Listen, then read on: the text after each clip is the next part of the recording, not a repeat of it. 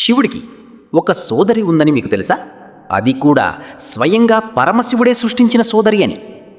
ఈ రహస్యాన్ని చాలామంది వినే ఉండరు. కానీ శివపురాణంలో చెప్పబడిన ఈ కథ నిజంగా ఆశ్చర్యానికి గురిచేస్తుంది. శివపార్వతుల వివాహం తర్వాత పార్వతీదేవి కైలాసానికి వచ్చినా తన కుటుంబాన్ని, తన అక్క చెల్లెళ్లను గుర్తు చేసుకుని ఒంటరితనంతో బాధపడేది. అప్పుడు పార్వతీదేవి మనసును గమనించిన మహాదేవుడు, నీకు ఒక తోడు కావాలా అని అడిగాడు. పార్వతి నమ్రంగా, నాకొక సోదరిలా ఉండే ఆడపడుచు కావాలి స్వామి అని కోరింది. అప్పుడు శివుడు తన దివ్యశక్తితో ఒక విచిత్రమైన మహిళను సృష్టించాడు.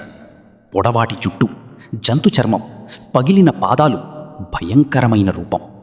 ఆమె పేరే దేవి అసావరి.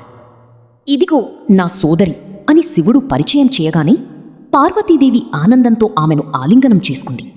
స్నానం చేయించి కొత్త బట్టలు వేసి తన చేతులతో భోజనం పెట్టింది. కాని అక్కడి మొదలైంది అసలు భయంకర కథ. అసావరి ఎంత తిన్నా ఆకలి తీరలేదు. కైలాసంలోని ఆహారమంతా అయిపోయినా ఇంకా కావాలని అడుగుతూనే ఉంది. ఏం చెయ్యాలో అర్థం కాక పార్వతి శివుడి సహాయం కోసం బయటికి వెళ్ళింది.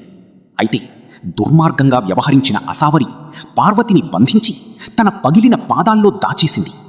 ఇది తెలుసుకున్న మహాదేవుడు కోపంతో కైలాసాన్ని కంపింపజేశాడు. పార్వతి ఎక్కడా అని అడగగా అసావరి అబద్ధం చెప్పింది. కాని శివుడి దృష్టి నుంచి ఎవరు తప్పించుకోగలరు? చివరికి అసావరి భయంతో కాలిని కదిలించగానే పార్వతీదేవి బయటపడింది. ఈ సంఘటనతో తీవ్రంగా బాధపడిన పార్వతి ఇక ఆమెతో నేను కైలాసంలో ఉండలేను అని చెప్పింది. అప్పుడు మహాదేవుడు చెప్పిన మాట ఈరోజుకి చాలామంది ఆశ్చర్యపోతారు. రక్త సంబంధం కాని ఇద్దరు మహిళలు ఒకే ఇంట్లో ఎక్కువ కాలం సంతోషంగా ఉండలేరు అని శివుడు అన్నాడట. ఇదే శివుడి సోదరి దేవి అసావరి వెనక ఉన్న ఆశ్చర్యకర కథ. హరహర మహాదేవ్, ఓం నమశివాయ అని కమెంట్ చేయండి. ఈ వీడియో కానీ మీకు నచ్చినట్టయితే ఈ పేజీని ఫాలో అవ్వండి. మీ సపోర్ట్ మాకు అందించండి.